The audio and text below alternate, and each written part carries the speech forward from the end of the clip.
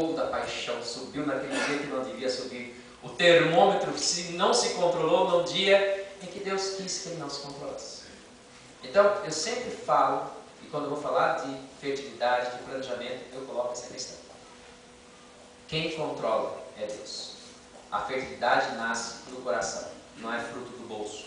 Ah, mas o bolso interfere? Eu sempre falo o que diz o Dr. Humberto, né, lá de Brasília, pessoa fantástica, e ele sempre dá esse testemunho.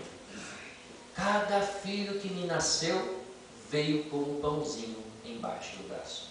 É questão de fé? Sim, mas ele é sacramentado. Ele recebeu o sacramento, ele celebrou o sacramento do matrimônio diante de um padre dentro desta nossa igreja. E o Dr. Humberto tem 5 filhos.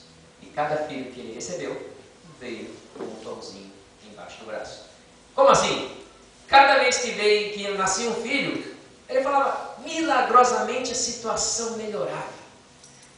Vinha um serviço novo, vinha uma promoção, vinha um trabalho novo, e o dinheiro para o sustento daquele filho, a condição para o sustento daquele filho, vinha junto com ele. É questão de fé? É. Mas se você se casa na Igreja Católica Apostólica Romana, se você celebra o sacramento do matrimônio, você tem que ter fé. Não é só pela belezura, né, que a gente se casa aqui. Então assim, eu gostaria de... João, né? Uma palavrinha? Quer começar?